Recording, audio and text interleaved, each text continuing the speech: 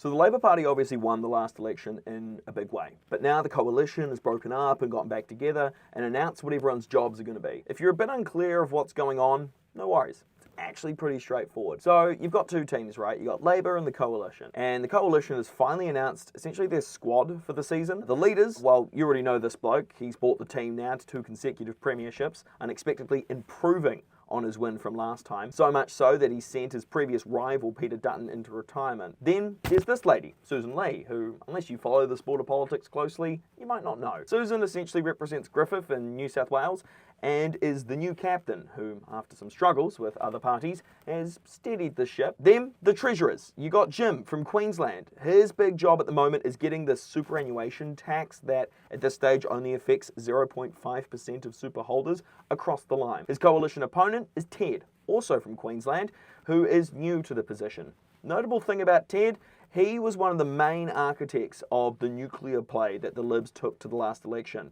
and that many say heavily damaged their election campaign. Foreign Affairs, currently dealing with other countries, is Penny, who's particularly focused on Australia's relationships in Southeast Asia and the Pacific. The coalition, they've put in longtime Senator Michaelia Cash, who's had a bunch of ministerial roles in the last 3 Liberal governments. She's also a lover of food from all countries. I'm going to tell the Prime Minister that one. A curry for the country, I love it. I love Indian food. It's my favourite food. And just to finish off, another one that's quite interesting is environment. Labour have slotted in Murray Watt into the role. He's replaced Tanya Plibersek. Now, Murray's one of Labour's attack dogs, right? He's not afraid to do the hard stuff.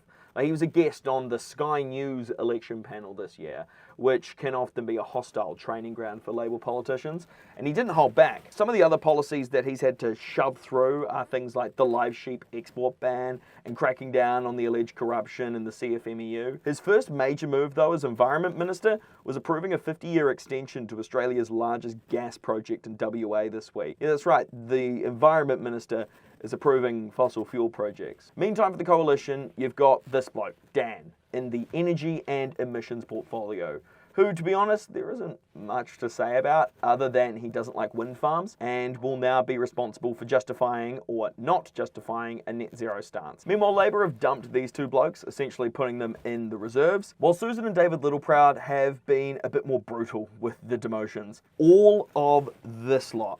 And of course, at the end of the day, it's the Labour government who's in the position to get stuff done. But that's only a fraction of this great game. The coalition will probably consider this season one to rebuild the club. But when it comes to the game time, it will be very interesting to see how effective they are in holding the government to account and expressing that to the Australian public. Enjoy your political football.